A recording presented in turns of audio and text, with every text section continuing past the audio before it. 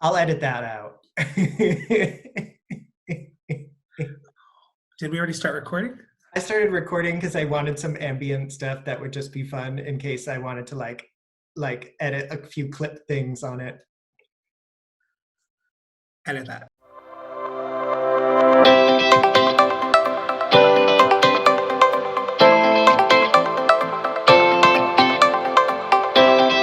Hi everyone, welcome to the first episode of the podcast, Parallel Drives. I am Joe DeLude II, and with me is my best friend. Oh, you're not going to introduce yourself? Oh, I didn't. I thought you were doing the introduction. I was trying to look like interested, but not pull focus. Right. I got it. Let's try that again. Right. Hi, welcome to the first episode of the podcast. Welcome. What? I welcome them too. Oh, okay. Then we should start again. Hi, and welcome to the first episode of Parallel Drives. Welcome. I'm one of your hosts, Joe DeLude II, and with me is my best friend. I'm James Vincent. And we are doing a podcast where we are going to talk about different friendships, historical friendships, fictional friendships. Friendship. It's friendship. Where's Patti LuPone when you need her? What else is she doing? Call her up. She was just doing Hollywood. So she's on Ryan Murphy's payroll now, so you know she's gonna work. No, I mean like right now in quarantine. Oh, I saw the Stephen Sondheim thing that she did. Yeah, I didn't. I think she went on too late, and I couldn't. It started an hour and 20 minutes late, so I didn't get a chance to see it, all of it. In fact, all the people that I wanted to see went on after I already fell asleep. Oh. And there's only so much Sondheim I can take, so I can't take 3 hours worth of Sondheim. It would drive me crazy. Yeah. I don't know if we finished the introduction. We did not. So we're going to talk about different friendships, historical friendships throughout time, but also fictional friendships, friendships from TV shows, movies. And we have been best friends since 1991. So when we were in college together. Yeah. And so we thought, what better thing to do is to talk about different friendships throughout history and then relate those friendships and the things that they go through with our own lives. And what I said to Joe is I would love to explore those friendships that are so memorable and iconic, whether it is famous people from history or people from our favorite film, those gay-coded, queer-coded characters, those fat best friends and kooky sisters and queer uncles and all of those people that show up in sitcoms to kind of provide a friendship that we found inspiring and kind of pull it into our life. Yeah, and also a lot of them who formed, how we are, things that we say, ways that we act. We drink. Yeah, things that we drink, which is another part of this podcast where we, each week, are going to make a cocktail that is appropriate to the week's topic. So never worry. Exactly. So this week, we are going to talk about the friendship between Ella Fitzgerald and Marilyn Monroe. And the cocktail that we are going to make is called the Bombshell. And you can see the ingredients on the shelf behind me. It's like The Price is Right. So what you're going to need for it is 1.5 ounces of vodka, 1/2 ounce of Aperol, and then the juice from 1/2 lime. You're going to put it in your shaker with ice, and you're going to shake it up. You have to hold the cap, otherwise it flies off. You can get it while I'm shaking, it's fine. Oh wait, I thought you were going to show me how to make it. Oh no, I pre-make it because otherwise we'd be here forever, like pouring and pouring and pouring. Oh, okay. Well, let me just throw this together then. Okay. I found this vodka in my freezer. What has happened during quarantine, apparently, is that I am drinking. And so I have been using so I have that big handle of Tito's vodka, but then I moved some spell work out of the way, and I found this bottle of Pride vodka that Elijah and Yvonne left over here during Pride, and it's like super cold and frozen. Perfect. Like, so I thought that. You wouldn't even need to shake Oh it, wait, guys. 1.5, but I do 2 ounces because that's what I did. I made it a little bit bigger. What I did was I did 2 ounces of vodka. and I poured it right into the glass. I poured it into your shaker first. All right. 2 ounces of vodka. Do 1 ounce of Aperol. Mm-hmm. Yep. Yeah, girl. Yeah, there you go. All right, 1 ounce of Aperol. 1 ounce of Aperol. If you're making a smaller drink, it's 1.5 ounces of vodka, ½ ounce Aperol, juice of half a lime. If you're making a bigger drink, like You think that's 1 ounce or 2? that's 2 ounce. Oh, so I did 4 ounces of vodka. It's fine. So I'm then just gonna double. 2 ounces of Aperol. Ooh, you're almost out of your Aperol. You'll have to stop. I know, it's become very popular. The Aperol spritz. The night, okay, and 2 ounces of lime. No, I do juice of half a lime, so I would probably with your amount. I have so many limes in my apartment that Jeremy squeezes for drinks, but I was like, no. Do 1 ounce. Just do 1 ounce of lime. You don't want too much lime in there. That's good. Did you do 1 ounce? Yeah, like ish. Yeah. All right. And then shake it. Oh, what about the bubbles? Those come after when you pour it into your glass. Okay. So shake it. And then once you're done, you pour it into a martini glass. It kind of looks very cosmopolitan-esque. Very Oh, why did we ever stop drinking like these? a little bit more salmon. Oh, did you already top yours off? No, then you're going to take your sparkling, and I thought I had other sparkling, better sparkling, but apparently I only have Corbel in my refrigerator that someone must have also brought over my house and left here. So I was working all day, and so Jeremy ran to the store and I was like, can you pick up some champagne or Prosecco? And he came back and he forgot. But we have been drinking these white girl wasted drinks that involve White Claw. So I thought that my bubbles will come from White Claw. Perfect. And I'll do the like. So you Rhode pour that Island. on the top, and then you have your bombshell. So cheers. Ooh, yours is much more red than mine. It's good though. It is good. It is very cosmopolitan-y. So we'll be drinking that throughout the evening. But let's get into the story of Ella Fitzgerald and Marilyn Monroe. So there's a story that everybody seems to know, but in researching it, I found out that the story that I knew actually wasn't true. But we're going to start with their childhood. So Marilyn and Ella both had traumatic childhoods, which is something that they could talk about, commiserate with each other about. Marilyn, her mom had some mental issues, and she was taken from home to home to home. She was sexually abused by some of the people in the homes that she was taken to. And Ella lost her mother when she was 15, and her stepfather was very abusive to her. She ended up moving in with her aunt in Harlem, and then went to a school in upstate New York, a segregated school, of course, in upstate New York, where they treated all of the students horribly and were very abusive to them. And I think there was a story about her being stuck in the basement for a very long time and being treated really badly. So they came from these, sort of traumatic childhoods. They met, I forgot where they met. Marilyn saw Ella sing. She loved Ella's music, first of all, and she saw Ella sing somewhere, and that's where they met, but I can't remember exactly where that was.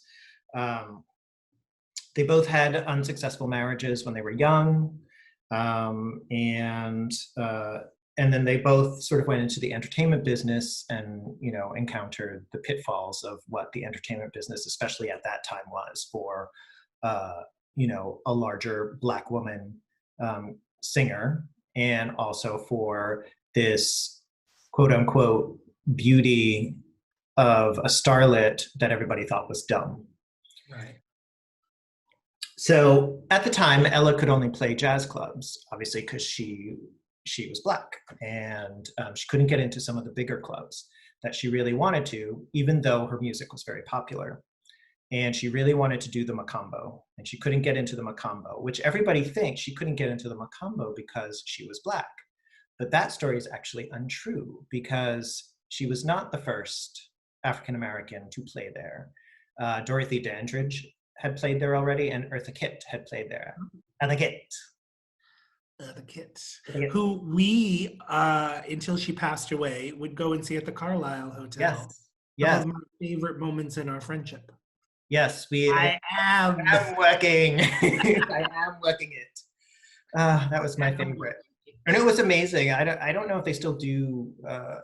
Do they still do stuff at the Carlisle? They still do stuff at the Carlisle. Debbie Harry was there last year. If you ever get a chance, go see someone at the Carlisle. It's this small, intimate space. When we were there, I mean, Eartha Kitt came out and basically shook everybody's hand in the audience as she was going on stage. It's a tiny little stage, like this big, and she was doing her high kicks and all kinds of stuff. So it's an amazing space. So Ella wanted to sing at the Macambo, and so the owner said no because of her size, because she was a bigger woman, and also he didn't think she was glamorous enough, and so she wouldn't pull in the crowd. Story of my life. So Marilyn stepped in and said, if you book her, then I will sit in the front row at a table in the front row every night, and I will bring my friends with me. And that's the story. I did find one website that contested that story and said that that did not happen because Marilyn wasn't in, where's Macambo? The Macambo was New York, wasn't there at the time. But there was a memo from Marilyn's assistant that said she wanted to throw a party for Ella if she was performing at the Macambo. So, but most of the stories that you read say that this is what happened. Including Ella Fitzgerald's version. Including Ella Fitzgerald's version saying that. And the writer was like, well, she must have forgotten that it wasn't the Macambo, but it was what was the other place? Copacabana? No. I forgot. No. I don't remember. But I want to say the Trocadero, but it's not the Trocadero. But Ella ended up, her show sold out regardless, and the owner actually added an extra week of performances in because she was so popular. And if you follow the tale of Marilyn being there, she was there a lot. She brought her friends. Frank Sinatra was there with her. Judy Garland was there with her. Who's who? Yes. And then the other thing, so they started a friendship and you know, were able to talk to each other about things that had happened in their past, you know, someone that has something similar. And the other story that I found of them was that, you know, even though Ella was playing some of these really great spaces, she wasn't confined to just the jazz clubs anymore. She was still having to use the back door or the side door to go in. They wouldn't let her use the front door. And Marilyn went to go see her at a venue in Colorado and refused to go into the venue until Ella could walk in with her in the front door. So as much as, you know, it's interesting because we always think during that time too that nobody, especially celebrities, wanted anything to do with civil rights, you know, and it's nice to see someone, especially someone as iconic as Marilyn Monroe, who everyone has this ideal picture of. You know, they think beautiful starlet, dumb, died of an overdose of drugs because she couldn't handle it. But Candle in the Wind. Candle in the Wind. Like a candle in the wind. Interestingly enough, she was a lot more complex than that. She was a lot smarter than that, and she really fought for what she believed in. And so that's our friendship for this week that I thought that we could talk about. I love that. I think, you know, it's such a great place to start because I think Marilyn Monroe is one of those iconic images that people think they know everything about, but it tends to be so surface. And Ella Fitzgerald is so iconic and legendary now in the world of music that people can't imagine someone of her status or stature having to use the side door. And I think with everything going on in the world right now, you know, it really, it still feels very timely, you know, their story of kind of using their friendship and using their platform to raise each other up, you know? Yeah, and I think that at that time especially, that wasn't something that was done. You know, they were just coming out of the studio system, so, you know, finally these actors and actresses were having a little bit more freedom to be able to do what they wanted, because during the studio system, they couldn't do a damn thing without, you know, the permission of the studio itself, otherwise they would lose their contract. So, but Hello, studio director, I can't do this anymore. Yeah, and but still a lot of people weren't, you know, because if you're a celebrity, a lot of people don't want to be outspoken, you know, because they're afraid that if they're outspoken, if they say what they truly believe in, which happens with us too in our industry, sometimes we have to be very careful about what we say, because uh what's the word I'm looking for? We have a very diverse following, you know, Right. and so we And clients. yeah, we cater to a lot of different clients, a lot of different people, a lot of different makeup artists, etc., that look up to us, and they're not always from the same background as us. They're not always from the same beliefs as us, and so we have to be sometimes a little bit more careful. But I think we're in a day and age where we decided we don't actually care so much about that, where the cause is more important than the repercussions that you might get. Yeah, and I think though, if we're honest, like I think we've kind of always been that way with certain topics. Mm-hmm. You know, like I think I always want to build other people up. Like anything that I felt like was supporting somebody else, I always was very vocal. All through, even in high school, you know, like chaining myself to the state house to get gay right to marry, and you know, protesting at the federal building in Providence every week. And But that I was think, before you came out. yeah, Yeah. yeah. Well, I was protesting for U.S. involvement in the Middle East at that Oh, time. that one, yeah. Whole other topic. But you know, I started recycling programs, and I was part of Rhode Island lesbian and gay youth when I was a teenager, but I was still kind of not talking about it and telling people. And then I started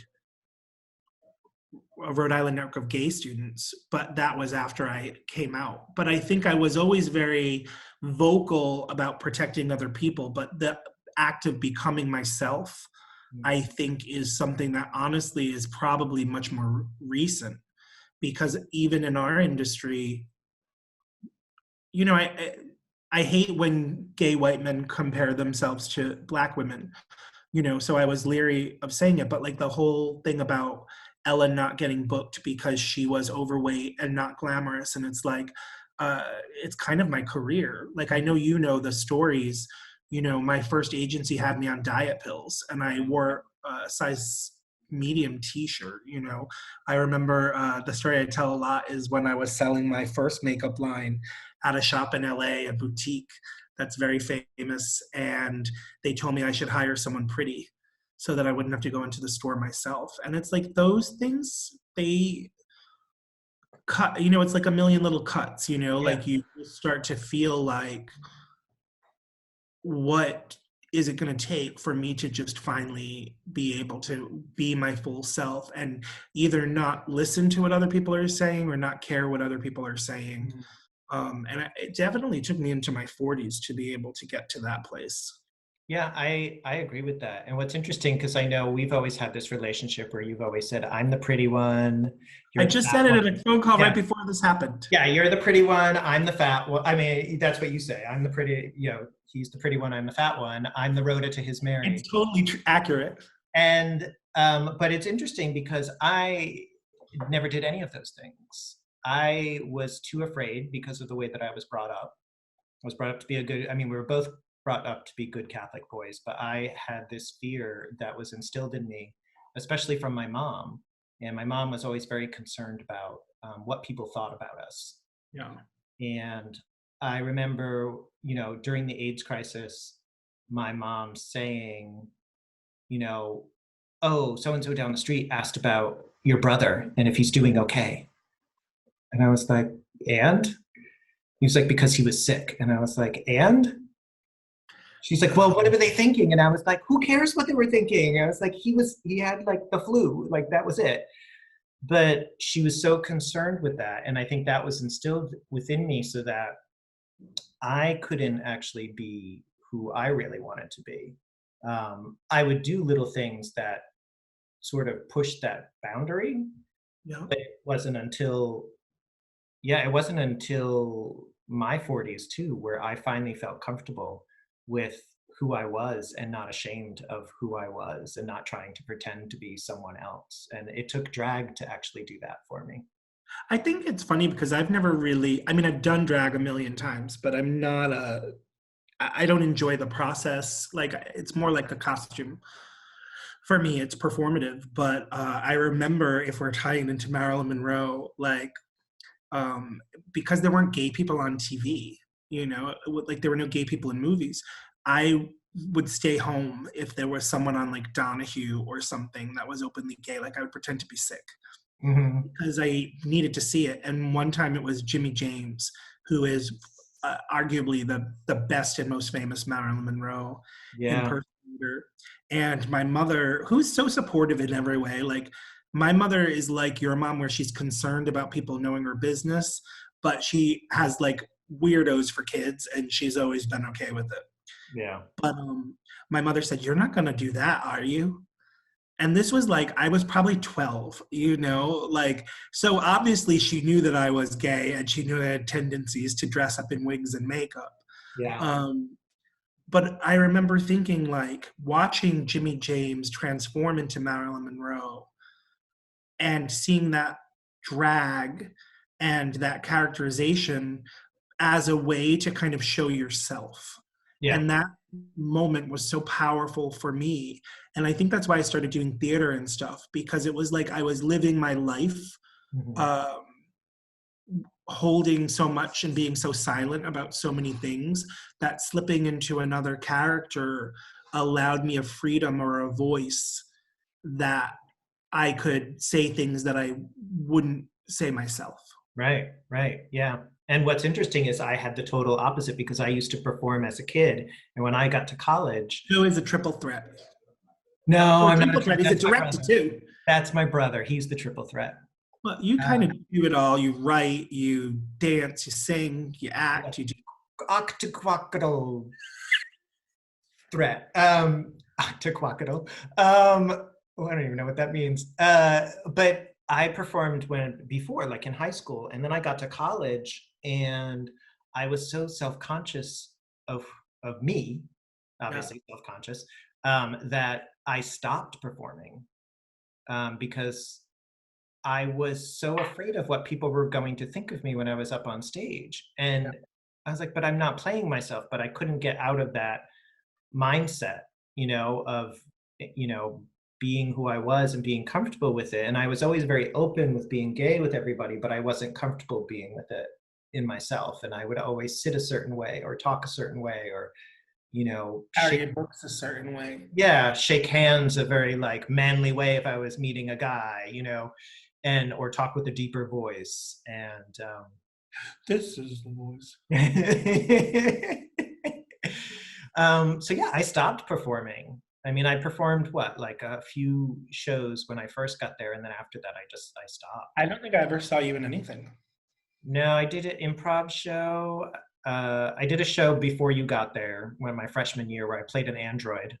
It's like typecasting, and it's perfect for the time. And then I did an improv show, and then I did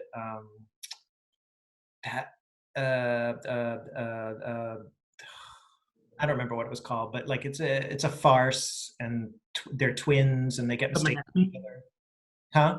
The Manekme? Yes. And I was Yeah, I Andrew's remember. twin. That was before I was there, but I do remember the show. I mean, I know the show. Yeah. I think it's funny because I went to school on a.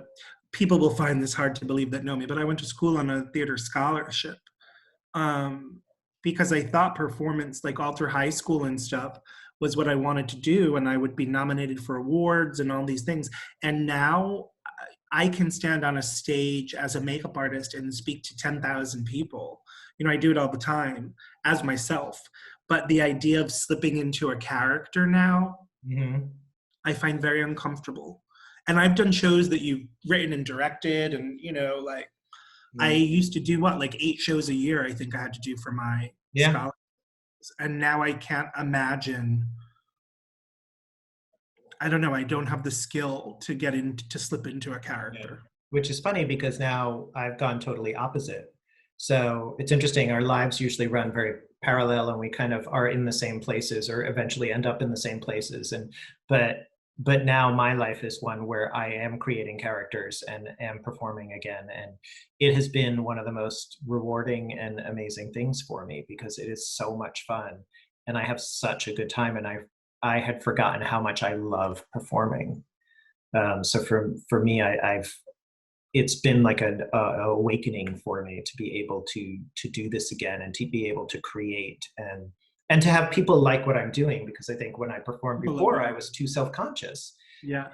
and so I I was was on I had a call earlier today with Andrea, and I was like, should I say her last name? Andrea Coharian Simpson. And she was saying how much she loves Mr. Drag and how she looks forward to it. And so I told her, oh, after this, Joe and I are doing this new podcast where we, um, we'll talk about things like career and those pieces, but as they fall into the idea of personal relationships and friendships, because I think that the other thing that happens when you are that person focused on success in an industry, and especially your big moments with Wicked when you were, going nonstop for 7 years, yeah I think coming out of those moments, that's where you realize how important the friendships are to our uh, moving forward as fully realized humans. yeah yeah and it is important because for in our example there were years where we didn't really have much contact with each other, and then there were years where we lived together, we were roommates, you Yeah. know and we saw each other every single day. um Although I have to say, like, we also always have those beaches moments where it's like we're both crazy busy, we're both on big projects, we don't see each other.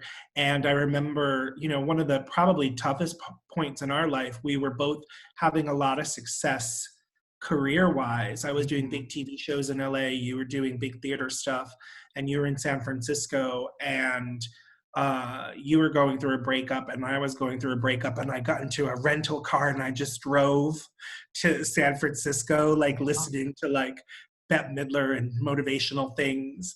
And mhm. like, that is, I think, also a sign of those life-changing friendships, those soulmate relationships where, yeah, okay, we're both crazy, we're both around going all over the place nonstop, but then we need each other and we figure out a way to make it happen. Yeah. You know, And I'm I gonna think that that's an important thing to have in your life. And I don't know what I would do if I didn't have that. and you Because have that with so many people yeah, well, all not over so the many, world.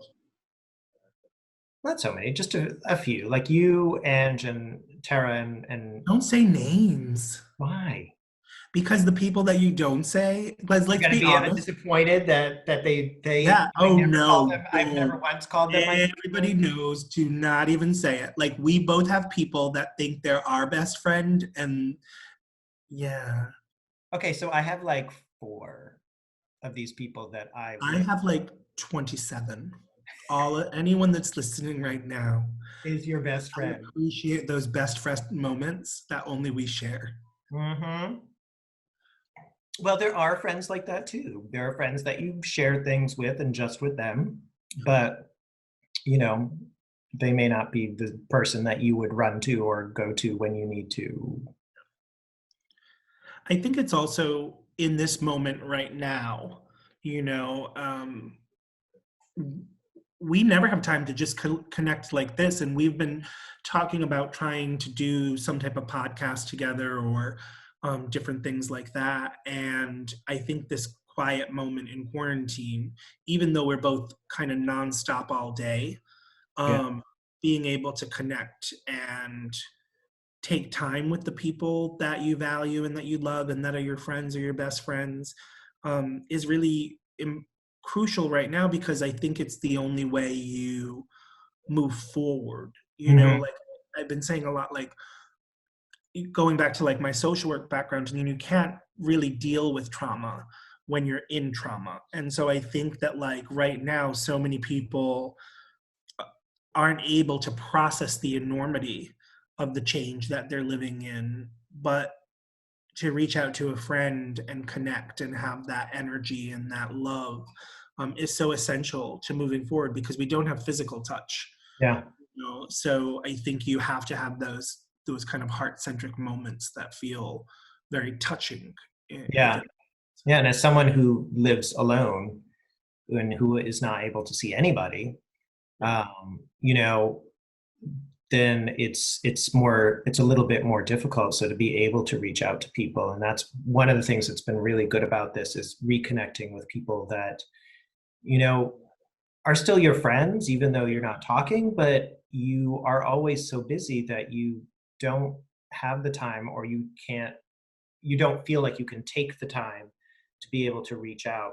Because also sometimes in your downtime, all you want to do is be quiet because you're on the whole rest of the time. I'll be honest, it was really like, even right before with this, like this is my, I don't know, fifth or sixth presentation kind of Zoom thing today. And I was like, oh man, I don't even know what to say. Um, but then kind of being with your best friend and slipping into, you know, a cocktail and some Mhm. conversation. And especially right now, I think looking through those beautiful moments and memories in your life, it's so important remembering the moments where you've survived before or thrived before, or maybe dealt with an obstacle before, or something that you didn't think you would get through. You know, like growing up gay in a small place, like I didn't think I would get through it. Yeah. New York was something that was like, if I can get there, maybe I can make it, you If know. you can make it there, I you can can make make it it anywhere. anywhere. Yeah, yo, so and so. But then you think back and you're like, shit, I survived high school. Yeah. You know, if I can survive fucking high school, I can survive a quarantine. If I can survive not being able to date because I couldn't be openly gay, Mm. you know, not having physical touch or connection or love or intimacy for however many years before I came out, I think I came out at 17. Then I can survive quarantine now and social distancing now. And so I think that's the other thing your friends remind you of. You have those joyous moments that you remember, those like incredible moments in your friendship, but then you also have someone who has been there when you've had those moments where you were down or downtrodden and didn't think that you could stand back up again. And right now you need to remember your own strength and your own, you know, your own versatility and adaptability. And I think that there is no one better to, I'm getting all choked up, to bring Mhm. those moments in than your best friend who watched you do it again and again and was there and had your back, you know. Yeah. Yeah. I It's mean, I would wear bandanas on my head every day. bandanas and stripy Gap shirts. But you know what? I did send a text message to my friend Liza last week because we saw Fleetwood Mac together, like before all this happened. And I Mhm. was like, can I bring a bandana back? Like, just, you know, Oh, I do. yeah, you do. You never, but you kind of have, I think it's easier for thinner people. I feel like I already look a little like, I don't know. I don't know. I don't know if it works. It might be a little too like I'm working the trope, like, Mhm. oh. Yeah. I But mean, then do I care? Like what I just said, I'm like, I don't know. It's funny. I have certain rules that I follow. Like I'm like, you can't wear white shoes after Labor Day. But then I'm like, can I wear a bandana? I bet you could. It I depends on just what you wear with it, you know. You're not wearing, you're not going I all wear the gang. same. Yeah, we're You're gonna this go is all. also a where place where we're very different. I wear a uniform. I wear the same clothes That's every. true. That's true. That's why Mr. Drag did that song for you. That was amazing. I think you should put a link to it at the bottom of this because I was literally like laughing and crying, and other people heard it before I did because I was like working when it got posted, Yeah. and people were like, "His song about you," and I was like,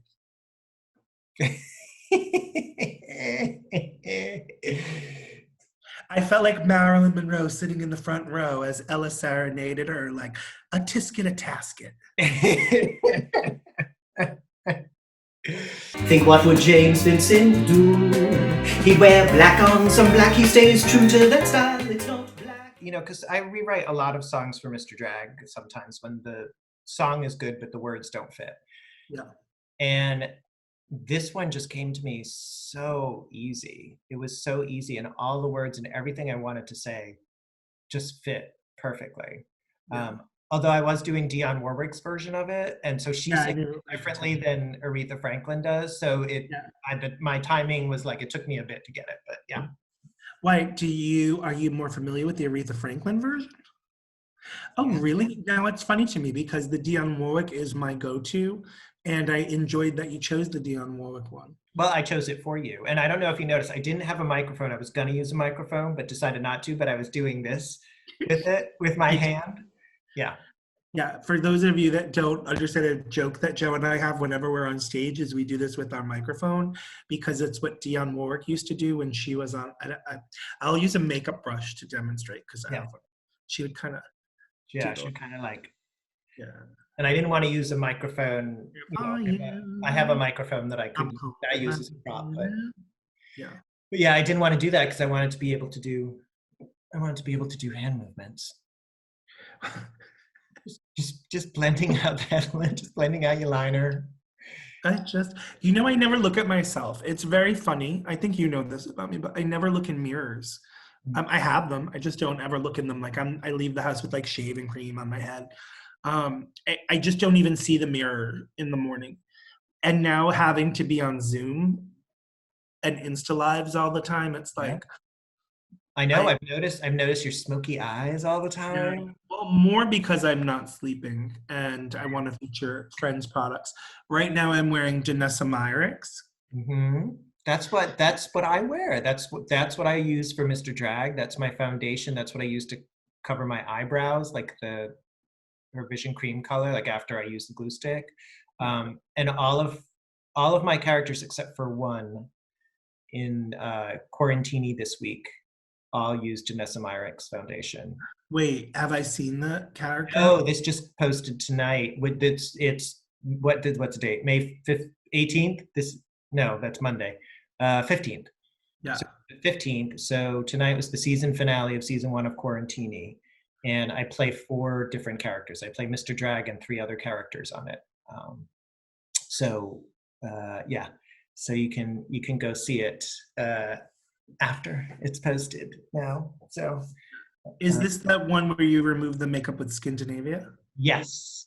Oh, okay. Because I said to Andrea, like, oh, this character, and she's like, I don't know what you're talking about. And then she was like, oh, that's tonight's episode. And I was like, yeah, that's Jones Lawrence. He's made a career of being chorus boy number 6 in so many musicals, and played the glass unicorn in the Glass Menagerie in Eureka, Nevada, and he's had lots of surgery. Yeah. So his face doesn't really move, but he's very everything is very staccato on him. So when he's like doing things, he's like everything is really rigid. But he has a voice like this. This is his voice. It's a little creepy. It's a little creepy. And I purposely did it. Well, I did my eyebrows, and one was slightly higher than the other. So I was like, I'm going with it. So I made all of the off a little bit so that the surgery would look a little off, and it's a little disturbing when you look at him. My voice, my eyebrows are a little off. I'm like, my voice is a little off. My voice too. That's the other thing that I hear my voice all the time now. Yeah. Yeah. Yeah, and sometimes you just get tired. Well, no, I just like, you forget what you sound like, you know how you don't know what you sound like. It's fun to hear what your voice really sounds Sounds like. like, why does he have such funny little French eyes?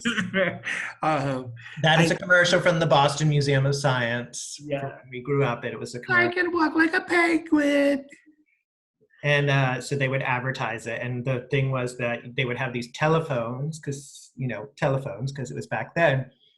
And then you would talk into the telephone, it would record your voice, and then it would play it back to you. She'd be like, Hi. My name is Karen. My name is Karen. It's fun to find out what your voice really sounds like.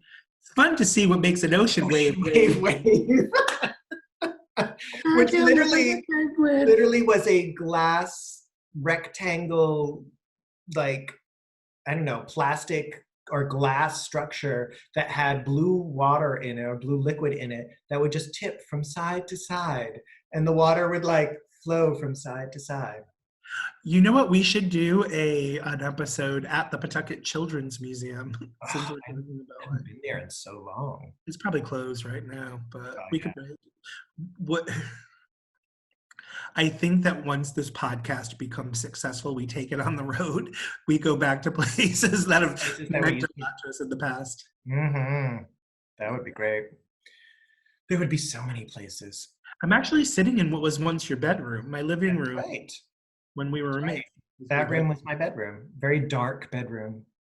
I did not realize, also, this is the thing I realized in quarantine, because obviously I have lights that I use in studio when I'm shooting or doing things like that. And I moved them into this room to be able to record Zoom sessions and stuff. And now I'm like, my apartment is so dark. Yeah. Well, it's below street level. No, it's at street level. No, it's below street level. No, it's at. No, you walk downstairs to get there. Yeah, but because if you go out the side, though, it's at the sidewalk. I thought there were stairs over there too, little stairs over there, like to go out to the sidewalk from that door. No. So then the garden that's behind. I wish I lived like Laverne and Shirley, but I don't. Like, if you look out my window, it's like everyone is at like. Well, also those windows led out to where everybody put their garbage, so that's always. Oh my God! Stop calling out my apartment in the middle of everything. It was my apartment too. That was my bedroom that I had to deal with. Remember, I used to complain about because I had forgotten what all the pigeons that would sit outside. And I had stayed with you one time, and I was like, God damn these pigeons. The pigeons make a lot of noise. But that's the other thing in quarantine now. We have all these different birds that come. This morning, when I was trying to think of from the Fantastics, this morning a bird woke me up. It was a lark or a peacock or something like that. Some strange bird I'd never heard. But like, yeah, we have robins now, we have crows, we have blackbirds. It's like, I was like, oh man, New York in quarantine is a whole other thing, because I have never in the 25 years I've lived here been woken up by birds. But we do have pigeons, but it's all under control now. We got this new super who's just like taking care of business. Oh, good. That's nice. But I don't live like Laverne and Shirley where there's windows are at the top. Like, no, well, there are bars on them because it's the first floor. Any New York apartment has bars on it on the first floor. Yeah. Because it's New York, so. But not like little tiny windows that you look up and see people's feet at. No, although I did always like imagine us as Laverne and Shirley when we lived here. They had a much bigger apartment though. Yeah, well, they live in Milwaukee. New York apartments are tiny. Milwaukee apartments are amazing. Yeah. I used to date this guy that lived in Milwaukee, and I was like, everyone here is cute, and this apartment is amazing. Like, everyone's like blue-collar rock and roll. They have like they teach German in the public schools. You've got like amazing architecture and artwork everywhere, and every rock and roll band played in Milwaukee. That is true. It's a great town. It's a great town. Yeah. We're going to take this podcast on the road when Yeah. quarantine's over. You're gonna get like a VW bus or get one of those. What are they? What's that one? The one that you can win it now. They keep advertising to me on Instagram where you can win like this or Facebook like this. It's like a VW bus sort of, but it's all like tricked out and it has like sleeping area. I think we should get like an Airstream trailer. That would be nice. Yeah. Although remember, because we've driven cross country once or twice together. Mm-hmm. You drove with me when I moved out to LA. Yeah, but we didn't really get to stop a lot because we were afraid with the... Yeah, because I had a U-Haul full of all of my stuff, and I was nervous enough just driving a U-Haul across the country because I had never driven one. And because I'm a terrible driver, like sharing the drive with me is basically you driving all the time because he's not so great at driving. I'm a terrible driver. I'm okay with it. I never want to drive. I really don't enjoy it. Yes, I remember the drive down to South Carolina to visit one of our friends down there, and you were falling asleep at the wheel. And you just kept eating snacks just to stay awake. And I've been in I only drove regularly in my life for 3 years before I moved to a place I didn't have to drive. And I was in 3 accidents because I fell asleep. Not at night. I just fell asleep behind the wheel. School in the morning. Yeah, I opened my eyes and we were in the high-speed lane going off the lane into the side there to the breakdown lane that was in the high-speed lane. I was like, James? And you're like, oh. So I drove all the way back from South Carolina. He kept saying, do you want me to drive? Do you want me to drive? I'm like, no, I got it. Can you tell my favorite? We can end on this. My favorite car story of yours when your tire had a leak and you refused to get it fixed, so you just used to go to the gas. Oh, I got carjacked. Yeah, that's my favorite. That's my favorite story. I think that would be a good story to end on. I like that my carjacking is your favorite story of because it's very dramatic in what you did. So yeah, it was. We were doing a play, and we might have been doing your play. And so I was in school full time, and I worked full time, and then I had to do these plays. And every Tuesday night in Providence would be this great dance party called Stupid Dance Party. And when I had a night off or whatever, I went down to the club where everybody would go and dance, and it was a different night, and this band called Sepultura was playing. So I just stayed or whatever, and then I went up to Thayer Street with my busted up Honda Civic that I had that my mom gave me, and I went to Dunkin' Donuts where we all hung out, and then I had a slow leak in my tire, but I didn't want to get it fixed because then I'm again, I realized that my anxiety is I don't get things done. I just keep putting them off. So I wouldn't get the tire fixed, and I was I'll just keep putting air in it every day. So I stopped to put air in, and then these 2 guys were oh, hey. I was hey, and it was really cold. It was February. And they were oh, did you go to Stupid Dance? And I was no, I went and saw Sepultura or whatever. And they were oh, and they were oh, we're on our way to Dunkin' Donuts. And I was oh yeah, there was Joanne, which was kind of a Providence thing. We grew up in a small place. Everybody knows everybody, or knows the same things. And then they were oh yeah, we're just gonna walk home. And I was well, it's cold, don't walk. Oh no, he asked me will you give us a ride? It's so cold. And I was oh my God, of course, it's too cold to walk. And I was well, where do you live? And he was oh, I live over here. And I knew the area, so I was bring them home. And then on the way home, he was oh, take a right. And I was that doesn't really make sense. So I was I'm supposed to take a left. And then he was oh, take a left. And I was And then all of a sudden he was grabbing me and punching me and was trying to grab my keys. And he was you better give me some money. La, la, la. And I was oh my God, I'm being carjacked. And then just to clarify, this is not the part of the story that I like. It's the next part of the story about what you did.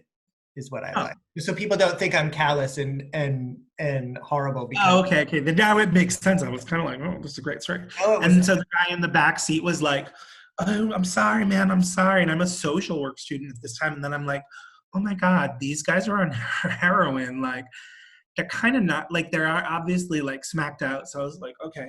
And he's like, I'm sorry, man. So I'm in the rearview mirror, like, but I'm doing my like best, like after school special. Like, I'm like, just take the money and go, you know, don't, just get out of here. It's okay. And then his friend is like, you don't have any money, college boy, blah, blah, blah. And then he's like, I'm going to make you suck these 5 inches. And I was like, 5 inches? Leave it to a great person to brag about that shit. And I was like, I am not getting robbed and raped. Like, it is just not gonna happen. And so I was like, you know, okay, like, I can write you a check. Like, I can write you a check, whatever. And the guy's like, oh, yeah, you're just gonna cancel it. And I was like, okay, I can bring you to an ATM. And he's like, yeah, go to an ATM.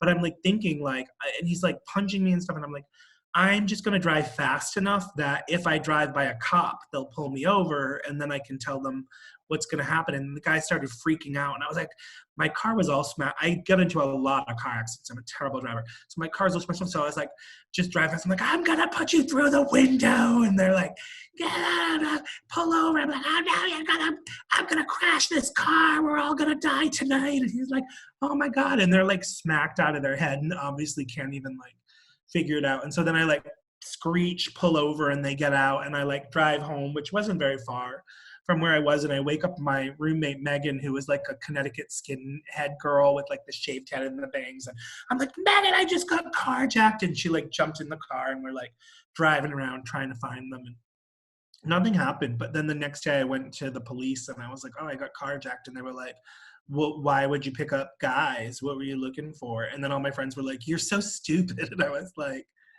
huh. And the moral of that story, get your tire fixed, but he didn't. I would still pick up a stranger to this day. Would you? Of course, if someone needed a I also ride. forgot the part about the story when you told it. You used to say you would channel Charlie's Angels. Oh, I always channel Charlie's Angels. Yeah, when you decided to, like, you were gonna write them a check so you would get his name. You said, just give me your name, and then they said, don't be stupid. You'll just cancel the check, not realizing that you would have his name.